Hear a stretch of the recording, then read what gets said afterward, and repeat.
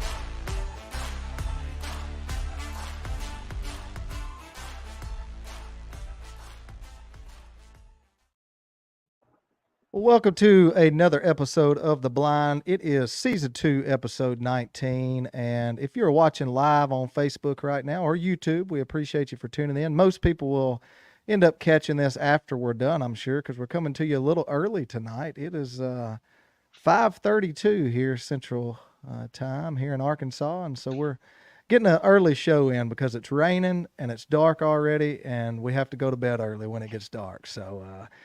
But hey, we have got Ryan Burnett from Pattern Pros with us tonight. Ryan, we appreciate you for taking the time and joining us. Absolutely. I think we've been trying to get our schedule straight for 2 or 3 months now. So I'm glad you texted me this morning, and it worked out perfect. Well, it was kind of something we threw together, pretty quickly. Again, you and I have been talking. We talked a while back and kind of found out what you guys did and thought it was a really cool idea and concept and business that you guys have turned this into. And hunting season is just a hectic time for everybody, and then you throw the holidays in there as well, and starting a new year, and everything just kind of gets jumbled up. But we decided because I said Cam's birthday, our producer, his birthday was this past week, and we wish him a happy birthday. But my birthday is coming up at the end of this week, so that kind of threw a whole nother kink in everything. And so I'm glad that it worked out. We could finally get you on here, even if it was short notice. Oh, it's all good. It worked. This worked out great. I got nothing going on tonight, so I'm ready. Perfect. So, again, if you tune in on YouTube or Facebook, we appreciate you. Make sure you subscribe. Go over to our Facebook page and our Instagram. Make sure you follow us and like us there. And also share this show on your Facebook so everybody out there can see it.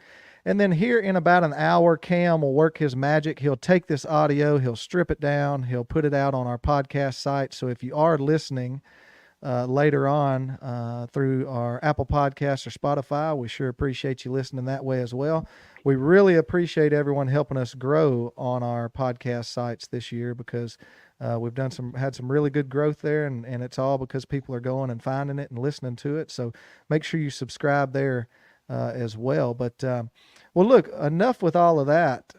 Ryan, tell everybody a little bit about yourself, and then kind of lead us into how you decided to start on this path of Pattern Pros.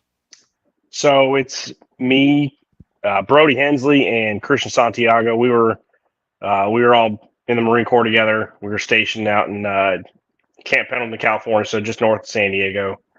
I got out in 2021. I think Brody got out a year or two before that, and Christian just about 6-7 months before I did. And we all just kind of started hunting together. Brody, he's from just outside of Tulsa, Oklahoma. And I guess he said when he got to California and when he got stationed there, he just kind of rode off duck hunting. He's like, well, there's, I guess, no hunting in California.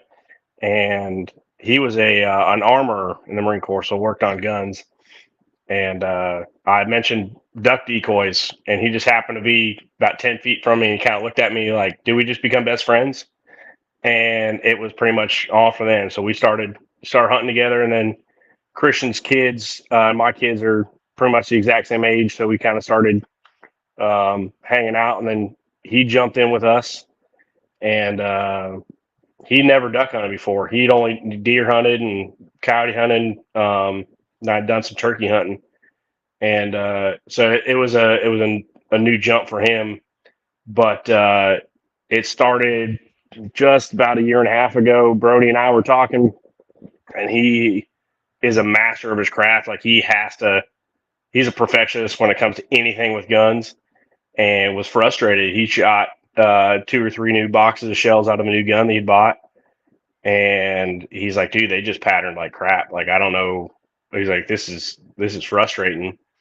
And so I don't remember which one of us said it, but it was like, "What if we could put more than one shell in a single box?" And it was like, "All right, I think we're really on to something."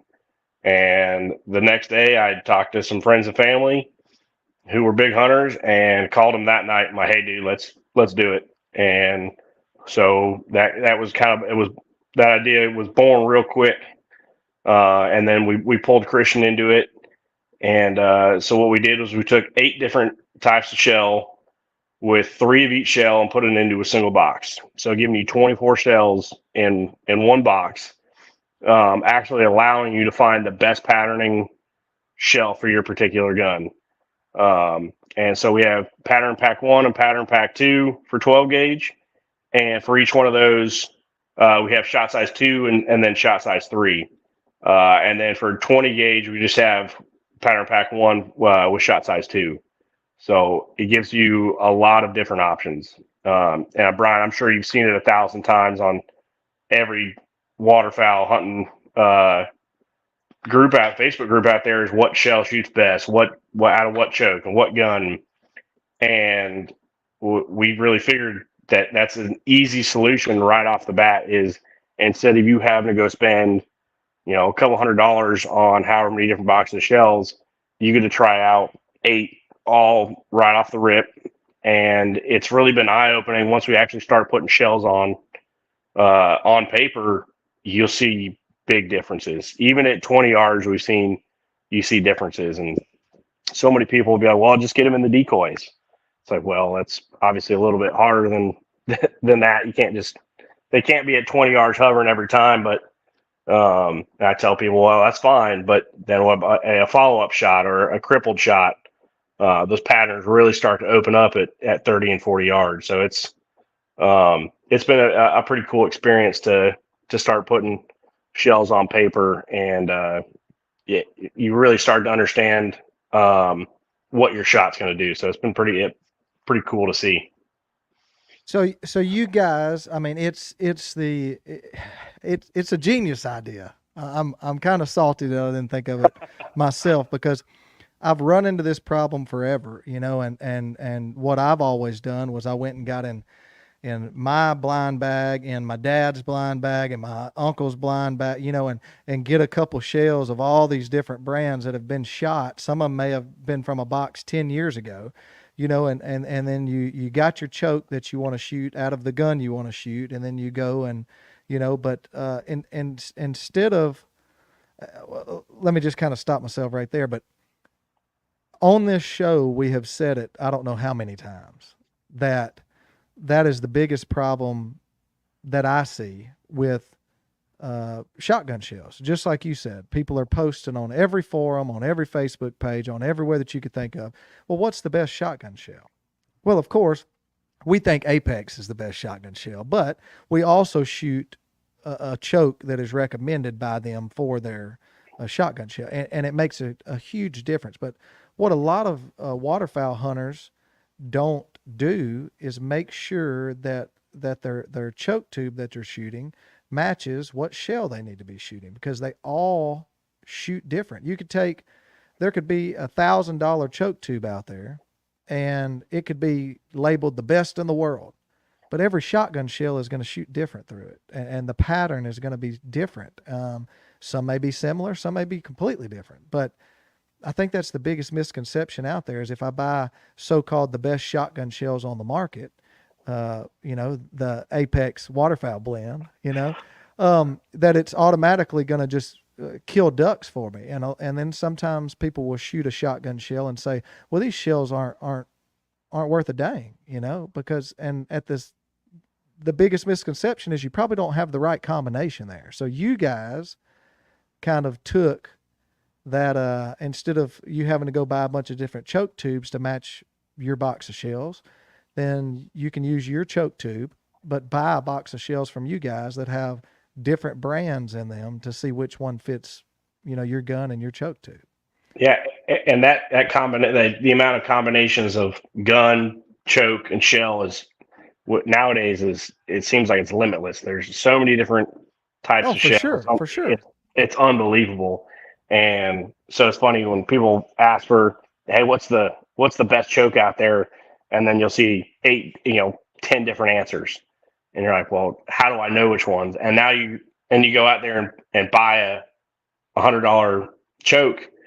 And then whatever shells you had, they may have shot like absolute crap, but then you didn't want to go spend, another $60 getting two more different boxes of shells. Yeah. And I feel like every time I see a choke tube for sale on Facebook, I'm like, why are you selling the choke tube? Yeah. Like, how many different shells did you shoot out of it before you're like, okay, this is crap. Mm-hmm. And somebody's going to take that choke tube and then they're going to go shoot it and it's going to shoot great. And people smarter than me can tell you why, but well, and to me, it doesn't make any sense. And I don't know why, because I can personally attest to this, is that it took me forever before I actually did this. But so many people go out and shoot when they're getting ready to turkey hunt. Everybody wants to see what pattern they're going to be able to shoot at a turkey.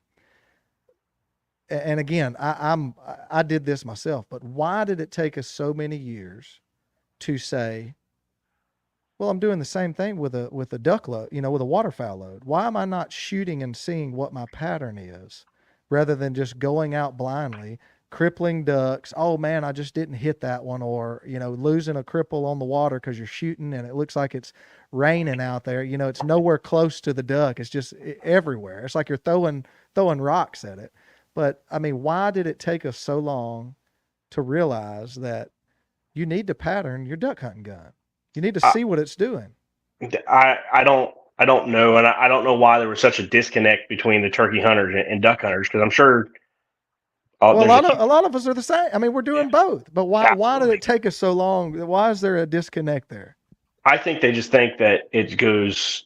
You've got birds fluttering 20 yards out there. Yeah, they're gonna be dead, and a lot of the time that is going to be the case because you're shooting however many hundreds of BBs at them. But it's like, in order to be consistent, you need to actually know what that's doing, and it's.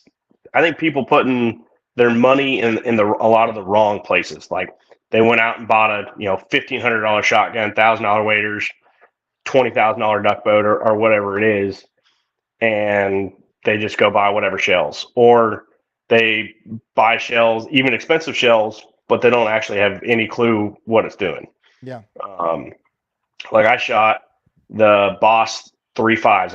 I patterned that a couple weeks ago, and I really didn't like the way that pattern. But then I shot the Boss War Chiefs, actually 2 3/4 number 5s, and those patterned great. When we were down in Arkansas last weekend with the Off the X podcast guys, I actually used those with a full choke tube for when we went goose hunting, and it was phenomenal. But I'd taken the time to go out to 40 yards and actually understood what it was going to do. And I think so many people don't have the knowledge of that shot. And I think it's, hey, I'm going to go out there and just do it a million times, and eventually ducks will fall. But then they think turkey hunting, I get one chance or whatever your state allows. Like here in South Carolina, we can kill 3 birds. I think that'll go to 2 next year.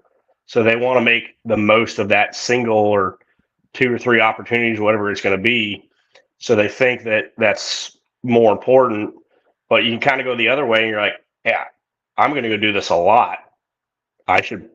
It almost makes more sense to do it for waterfowl more than turkeys. But I don't know. It is kind of weird that it's taken this long. And we did the G&H Decoy Expo back in September, and it was a lot of the same looks of people are like, why didn't I think of that? Or where were you guys 10 years ago? And it was funny just to almost everybody had the same look. Like, holy crap, like that's a great idea. Like why didn't I think of that? And it was the same look for hundreds of people over and over and over again. And it's like, all right, well, start putting your stuff on paper and you'll see a big difference. Yeah, and it just there's so many uh, uh, so much different ammunition out there, different shot sizes, different size of shells, different loads. And then you turn around and like you said, I mean, you got so many shotguns, so many choke tubes, whether it's the factory ones that come with it, or you buy, an extended choke or whatnot. There's so many things out there, so many variables to it. And, you hit the nail on the head. When we had our buddies from Apex on here not long ago, you spend all of this money on all of this stuff, and it's all great stuff. Don't get me wrong, but you get to the one thing that is actually going to probably impact you the most in your duck hunting, and that is your shotgun shell, and then you skimp on that. It just makes no sense to me. I mean, you definitely don't have to buy the most expensive shotgun shell on the market, No, but not even close. you at least need to know what you're shooting is going to be deadly, because that's the whole, you That's know. the moment of truth. They do. That's You right. got That's got right. up at 3 a.m. and you're hunting. You're hunting public land and gone all the way back there, and or maybe even slept out on the spot from the night before. And but you haven't patterned your gun, so you have no clue what's going to happen at the most important, most Yeah. important moment there. And you're like, all right, hey, it's shooting light, and I've got a mallard at 25 yards hovering over the decoys, and and you're like, I'm right on them, and you just absolutely just whiff. Don't even take a feather off them. Um, and Brian, I just told you this, but for everybody listening, our buddy Christian, he bought a brand new Winchester SX4 20 gauge, and he was here a couple weeks ago, and we shot. We had our 20 gauge pack, and we went through 5 or 6 different shells, and at 25 yards, yeah, a whole goose could have flown through there and barely been touched. Like you couldn't have killed anything with it. And I looked at it and I'm like, what's pretty sad is I'm sure someone got that gun for Christmas and probably went out the next day or two and tried to go hunt with it, and you couldn't have killed anything. Yeah. And whether they may just go now, hey, this gun sucks, and they go sell the gun, or I got to get a new choke tube now, which obviously that was clearly the case because we shot I think 5 or 6 different shells, and it was like the first, like he shot the first one, and we kind of looked at each other like, dude, that's awful. And then it happened again and again and again, and then we just stopped. I was like, all right, no more shooting. That's just a waste, absolute waste of ammo. But it was pretty funny, but kind of sad. It was like maybe somebody who was brand new at duck hunting, they got that gun, and then they go out and they got a chance to kill their first duck, Yeah. and they're just sitting there shooting 3 shells at them at point blank range and not doing anything. Yeah. Yeah. It's just I still don't know where that disconnect is. So, um, but well, look, let's take our first commercial break of the night and show some love to our sponsors here on the Blind. We appreciate them for being so good to us and making all of this happen. You can always see them on your screen. You can hear or see their commercials on our show, and we want to make sure to show some love to them. But let's take a short break. When we come back, let's talk more about. Let's get a little bit more into the reason why you guys did this and what you offer, a little bit more, what type of shells and things like that, and then also how people can find them if they want to get a hold of some. So let's take a commercial break. We'll be right back after these messages from our sponsors with episode 19 with Pattern Pros.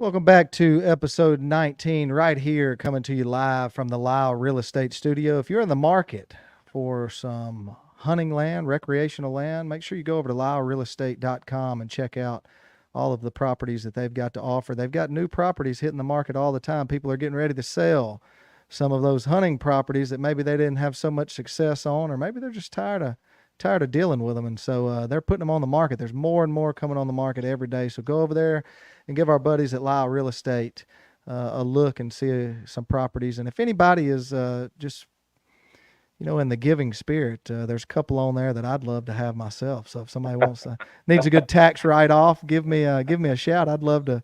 I'll throw $100 in on it, and we'll try to buy one of them.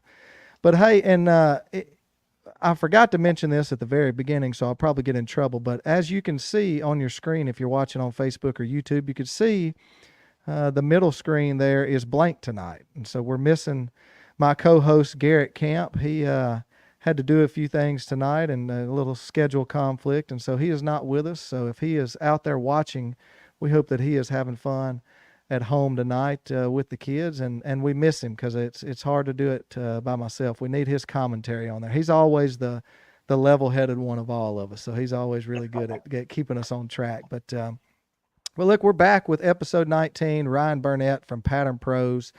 And if you don't know what Pattern Pros is, these guys are taking different brands of shotgun shells, a couple of each brand, putting them into one box you can buy so that you can figure out which shotgun shell shoots best through your gun and your choke without you having to go out and buy a bunch of different boxes of shells. They're making it real easy for you. Now, of course, we're a little biased. We shoot the Apex shells, but let me at least justify why, okay?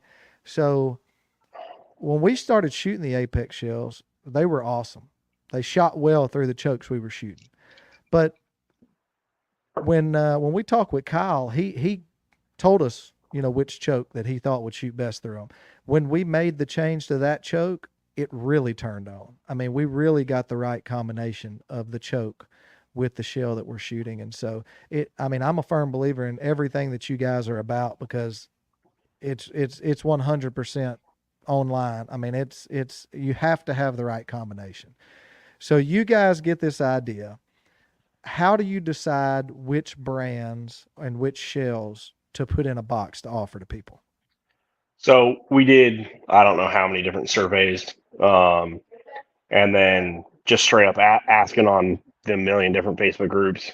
And then some of it was availability. If certain shells were hard to find, it was like, all right, that's just not, let's not have a shell in there that nobody else can find, or it's never in stock. So we just kind of went with the most popular shells and then the most common. And then there's the more expensive loads that we didn't necessarily put in there for price point. But that is actually something new that will be coming out this year, is a premium box. So it's going to be all bismuth loads for the guys who are straight up only shooting bismuth. But And now you do 12 gauge and 20 gauge, right?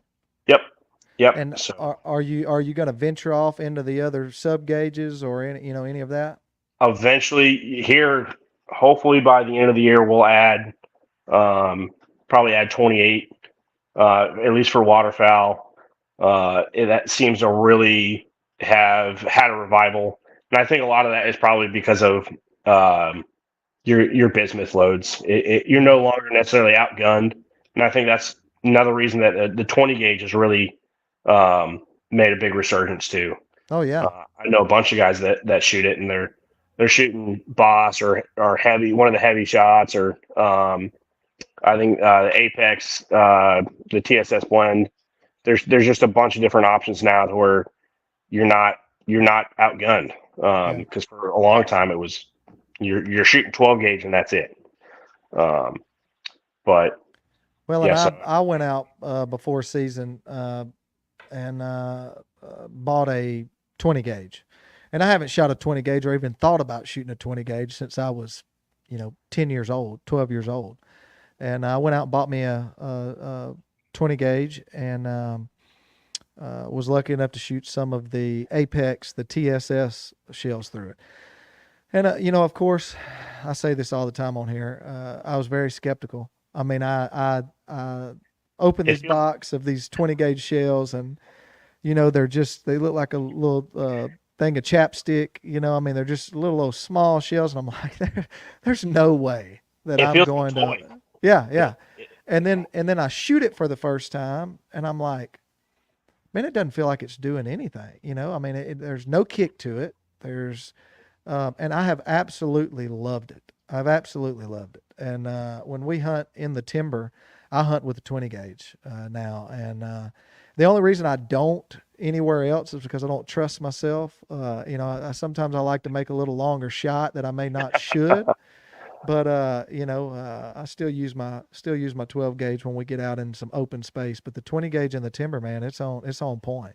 well, maybe you need to stick with the 20 gauge out in the open stuff. That way, you can't. You're like, I may I may need to. I would probably save some shells, but so you put out some surveys and figured out which shells you wanted to put in this box. Did you do the same thing to figure out what size shots you wanted to do? Just kind of which was the most popular. I mean, I know you told me you do two and threes. That's my favorite waterfowl loads, twos and threes. But how did you come about on the shot size? that was a pretty overwhelming consensus was twos and threes. But actually, recently here in the last couple months, we've got a lot more feedback. More people more people than we previously thought wanted fours. Um, I had never liked to shoot fours, Yeah. but now being here in South Carolina, I actually found a great use for them because we have mostly wood ducks here. And most time you're shooting them pretty close, so I don't need any more punch than that. But kind of to each their own. If people have good luck with fours and they really work on shooting those birds 30 yards and in, then absolutely. But twos and threes, and then I think for our bismuth loads, I believe it's bismuth number fives. Um, Sometimes it's hard. It can't be universal where it's, hey, this company only has it in fives and this one only has it in sixes, or that one's almost never in stock. So sometimes we do kind of have to play with it. But yeah, we talked to quite a few people about it, and it was pretty overwhelming. Twos and threes. Yeah. And so before we come on here, you told me, and I don't know, I may be putting you on the spot. Are you ready to let the cat out of the bag? But you guys are going to expand into some other things. Are you able to talk about that? Yes, yes. Okay. All right. So you heard it right here on the blind first, an exclusive drop from Pattern Pros. So, like you said, turkey hunters like pattern the guns. So we will have a turkey box, um, and a lot of positive feedback about that. So to start out with, it's just going to be three total shells. You have three different types, so just one of each. And we toyed around with having, two shells of each, but then you're like, damn, that gets expensive real quick. And I know Yeah. turkey hunters don't necessarily. I mean, they're spending $60+ on TSS, but it just starts to get expensive real quick. So we're gonna have 12 gauge, 20 gauge, and 410. 410's really made a resurgence there with this TSS loads. So it's going to be a cheap shell, a mid grade, and then a TSS load when it comes to the 12 and 20 gauge. And then for 410, it's going to be all TSS.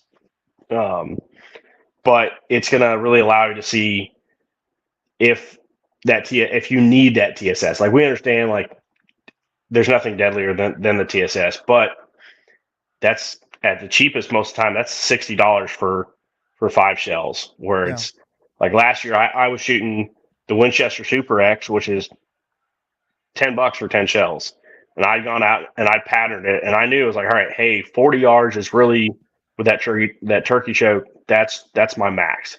But here in South Carolina, a lot of our birds you're hunting them in the swamps and thicker and a lot more thick stuff. And I killed mine at 25 yards last year, and I don't know if I could have shot him any farther than that. He kind of popped up, and he just kind of came out of some brush. So that was the farthest shot that I even possibly could have took. But there would have been absolute overkill had I used TSS. So it's going to allow you to see, and this goes in regards to the waterfowl too. It's going to allow you to determine, hey, that expensive shell really is worth it, or hey, I can buy a box of shells that is $10 or even 50% cheaper and still be just as effective, if not potentially even more so. Yeah. Well, and that's something we want people to know, is that, we shoot apex shells and we push apex shells because we really believe in what they're doing. But the goal of all of this for the whole show as a concept is we want more people to be out there hunting and doing it the right way. And so you may not be able to afford a $500 case of shells, for waterfowl, or you may not be able to, get you a $60 box of shells for turkey hunting. So at the end of the day, the options that are out there, we just want people to be out there hunting and be able to enjoy it. So with what you guys are doing, people can see options, and if you can't afford it, like I said, we want you to experience your best shot, with what we say that works for us. But we just want people out there hunting and enjoying it. So being able to see different options at different price points, I think, is great for everybody. So the price point really kind of stemmed from us all being in the military together. Was, they don't pay you a ton. Yeah. So it was kind of geared more towards the guy who money is more of a hurdle. Somebody who can just go out there and buy cases of different shells, and it may not necessarily matter as much to them. But for the guys who are like, that's a bit steep, I can't do that, it allows you to actually find the best possible shell. Because even if you're shooting a little bit more expensive shell, but it patterns much better, you're shooting that bird one time instead of 2 or 3 times. So immediately it's going to save you money. And that goes for turkeys as well, because if you're out there and you're shooting a $1 shell when you can spend, that may pattern terribly out of your gun, and you're, hey, I got to shoot that turkey 2 or 3 times now. Yeah. And I've seen plenty of YouTube videos where that bird gets in close, and then you see it starting to fly, and then it's running through the freaking woods, and you see limbs going everywhere from them shooting. If you spent, another $15 on a box of shells that patterns much better, one shot and you're done. And it goes to the same thing with waterfowl, where, hey, you knock a bird down, but then it's crippled, and then you shoot it again, but your pattern sucks. So it's going everywhere but where you need it to go. So it allows you to do a couple of things where it's going to justify the more expensive shell, or it's going to allow you to see that the shell that isn't quite as expensive patterns actually just as good. We had a buddy last year big duck hunter. I mean, just he grew up with Brody, and that's all they did. Um, and I want to say it was like the Remington High Speed actually patterned best out of that pack. So it's funny. It was like the cheapest shell out of that whole box shot best for him. And so it's Yeah. like that shows you where you don't have to spend a ton of money in order to find the best possible shell. Yeah. And at least you get to explore with your, your box of shells. It gives you, you get to explore what works best for you. Maybe you do find that one shell and you're like, I want to shoot that shell. So you do a little more research and you find out what choke tube, works best with that shell. But you're giving people options so they could see what they already have, what's working best for them. And it may be the more expensive shell. It may be the lesser expensive shell, but, at least it's giving people options, and that's always a good thing. So, So one of the honestly the cool things that it came from Brody was is our targets. We actually have like full size patterning targets. They're 36 inch by 48 inch, and so many people you see out there they're shooting a cereal box, and it doesn't gives you very little information yeah, in regards to what your full pattern's doing. Um, and I think putting it on paper gives you that idea that just that knowledge of what actually your full pattern is going to look like. Um, and I was watching a duck hunt video today, and he had a shot cam on there, and he had 5 or 6 pintails come right over him, and he shot one. And I'm like, all right, it looks like he probably knows what his pattern's going to do. Because I'm like, you get one pintail, and you don't know what your pattern's doing. That errant shell is going to knock you down, and old Mister Green Jeans going to come write you a nice little ticket. yeah, yeah.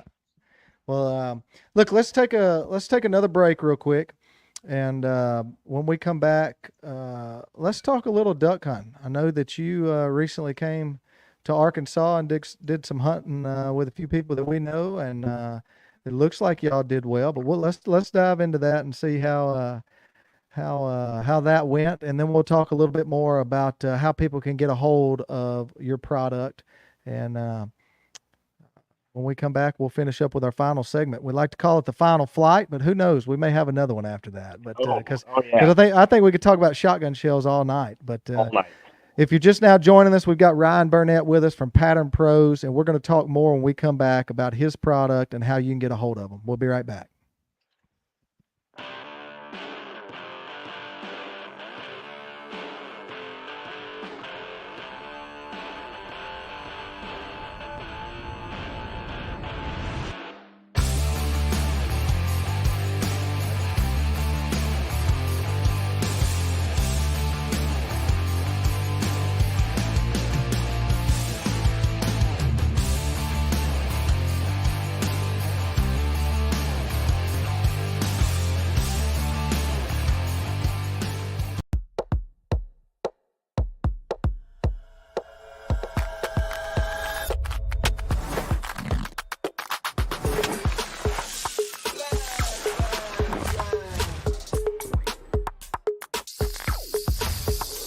Okay, all right.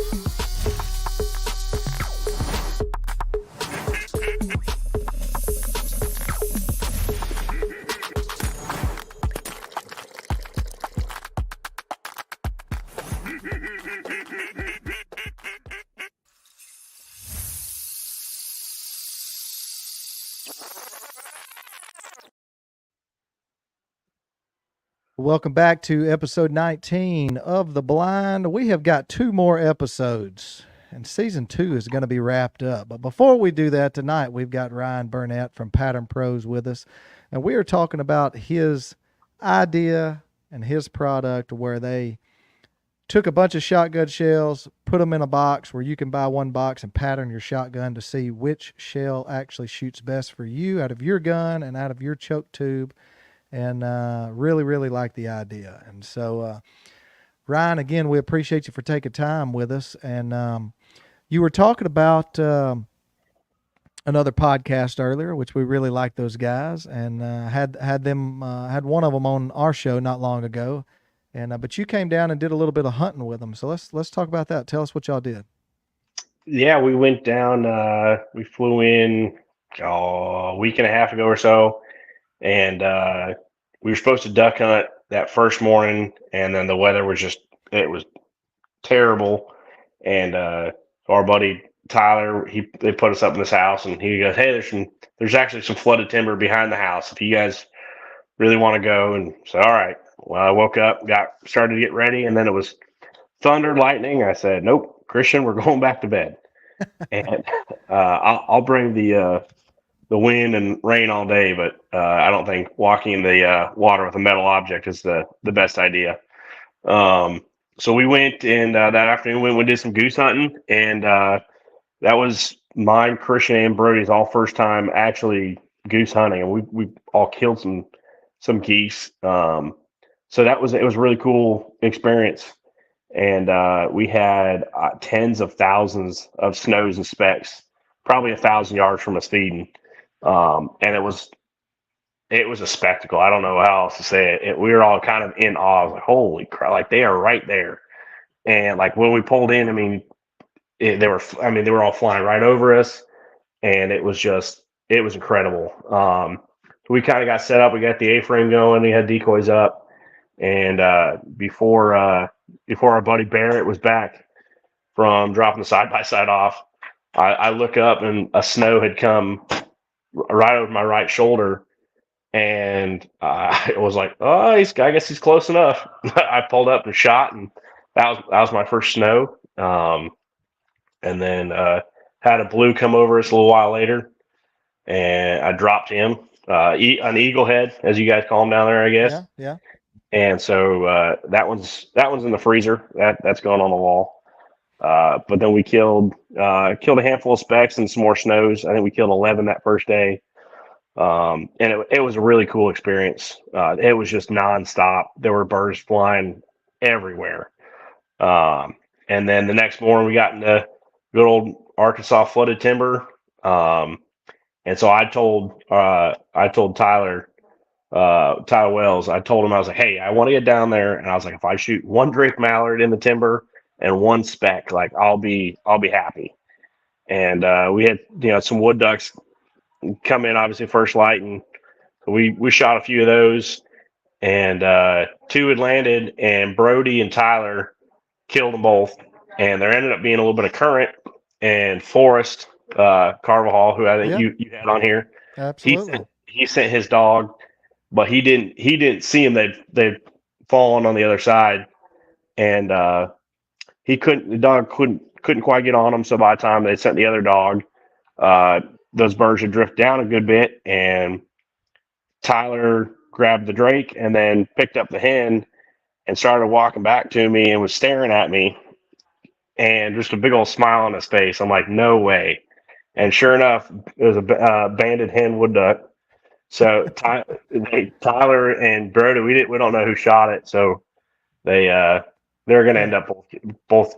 Brody's getting a replica, so it was that was pretty cool to see. And then I did get a couple mallards. The drake I killed, I got to see him coming from like 150 yards away, just like through one little opening, and he had just did it absolutely perfect. So I was a little kid on Christmas. Yeah. That was awesome. Sounds like you guys had a fun trip to Arkansas. And it's been, I don't know if they told you, if Forrest told you or whatnot, or what of it, not just here, but around the country. But all we're worried about is here. But man, it's been a tough year. Tough year. We've strung together about a week and a half or so since we got some ice and snow and stuff like that, where we've had some good days. I would like to say some normal days, but it's been a rough year. And so hopefully next year's better, and we'd love to maybe get you guys down for a hunt and see if we can get you over to Southwest Arkansas and let you kill some ducks over here. So we don't have any geese in Southwest Arkansas though. In Southeast Arkansas, they hold all of the geese, but on the Southwest side, we just don't. They just fly right over us to Oklahoma and Texas, and they just passed right by us. I don't know why, but they do. But we'd love to have you over and maybe try to get you in on a hunt next year. But it really wouldn't be worth you coming this year, and we've only got a couple of days left. First of all, that would be awesome if it's duck hunting. I'm yeah, it very little is going to get in the way. I'm like, yes, let's do it. Obviously, other than that lightning that first morning there. Yeah, well, Uh, if it's lightning, I'm not going either. no. No, I'm all about it. And unfortunately, being here in South Carolina with the duck hunting is not. They people do you do get on some ducks, but a lot of it is either private land or you get on some wood ducks in the swamps, and that's unfortunately most of it.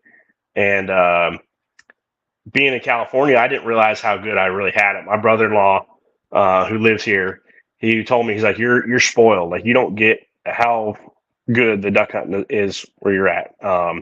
And I was killing pintails every single weekend, cinnamon teal, gadwall. I mean, everything. So we had it really good, and then got here and it was like, huh.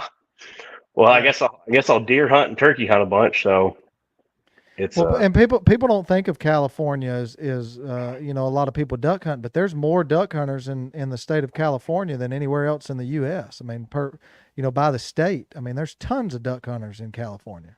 yeah, it's honestly it's people say it's California, so I'll leave that at that. Yeah, But outside of really L.A. and San Francisco, it's a ton of hunters and ton of farmers. yeah, So we really did get spoiled. Like, if you could hunt all day out there.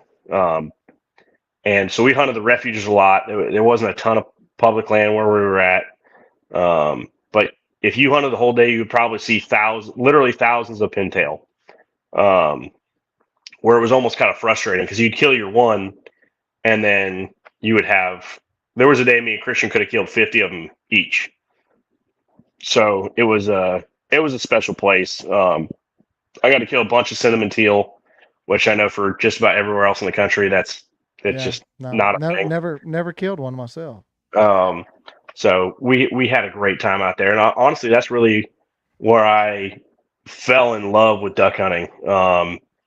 I did it. I didn't do it at all growing up. I was originally from just outside of Seattle, so I was fishing since I could walk, and I kind of started to get into it, and then in college I started to do more of it.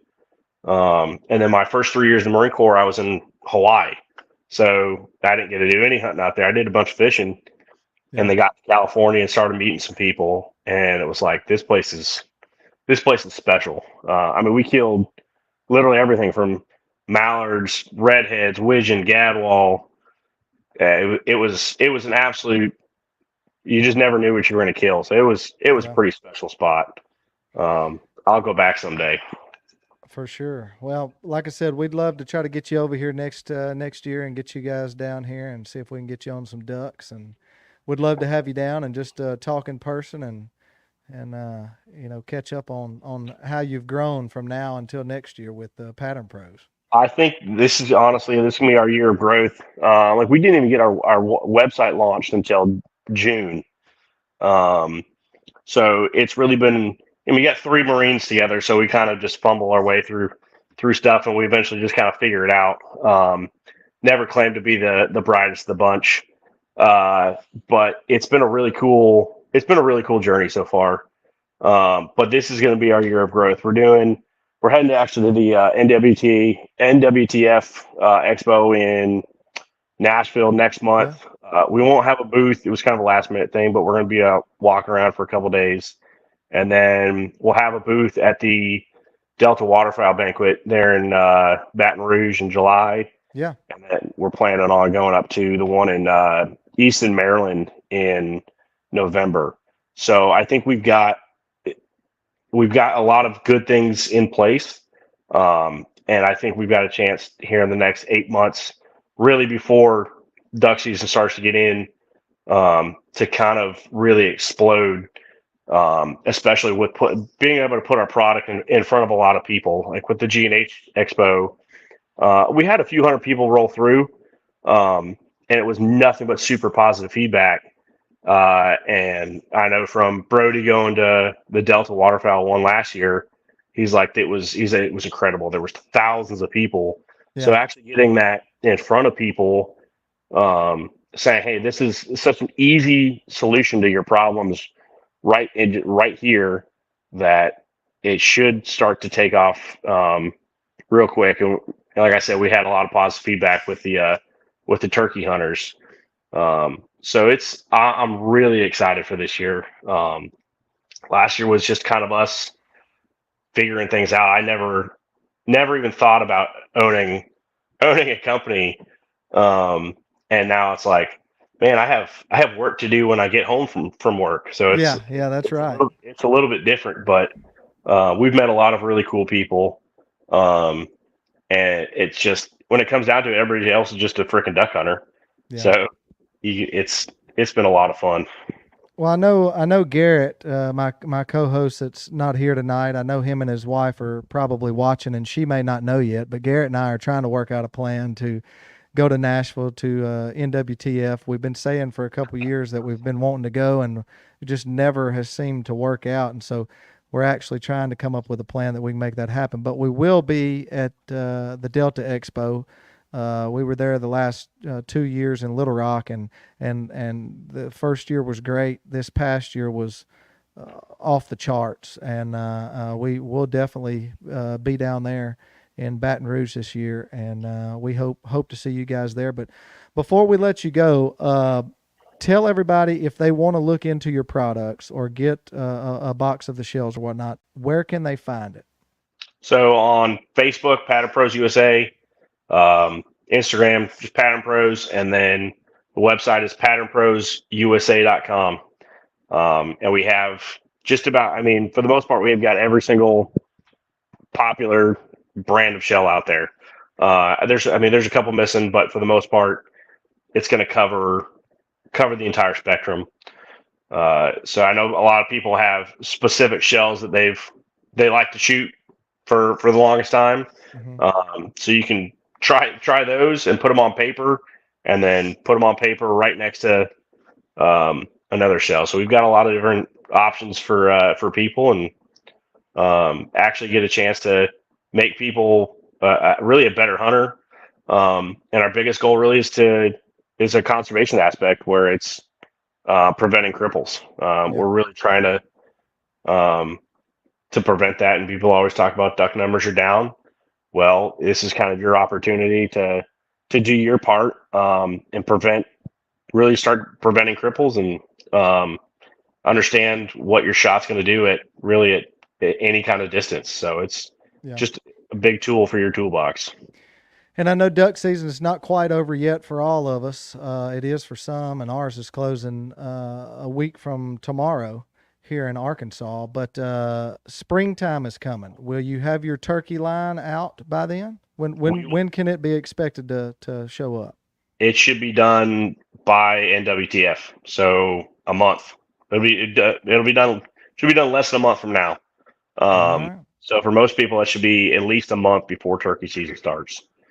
So I'm excited to do that and kind of start testing some other loads that I haven't got to test before, and hopefully knock some of those toms' heads off here. And I think our season's less than 2 months away. So yeah, it's going to be here before you know it. And so, Ryan, man, we appreciate you for being with us, taking time out of your busy schedule to chat with me tonight. And if you're interested in checking out what Pattern Pros has going on, go over to patternprosusa.com. You can check out their full line, and then be expecting the turkey line to come out here in about a month. So, Ryan, again, man, I really appreciate you. And we hope to have you on, and maybe even get you to Arkansas for another hunt next year. Oh yeah, I'm all about it. You say when, and I'll buy the plane ticket.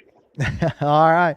Well, that's going to do it. That'll wrap us up. That's episode 19 here on season 2 of The Blind. Again, we appreciate all of our sponsors. You can see them on your screen there. You can see their commercials, hear their commercials on our podcast. And, man, we sure do appreciate all of those, not just sponsors, but partners and friends that help us put on this show each and every week. And so we got 2 more episodes before we wrap up season 2. We'll be back with you next week, and then we will finish up the week after our duck season ends here in Arkansas. We'll finish up with one last episode and we'll wrap up season 2. So again, for everybody that's tuned in, make sure you go over to our Facebook, Instagram, and also on Apple Podcasts or Spotify. Like us and subscribe. Help us to keep growing. And if you've already done that, we appreciate you helping us grow so far. And so until next week, I will see you down the road, and we'll catch you on episode 20 right here on The Blind.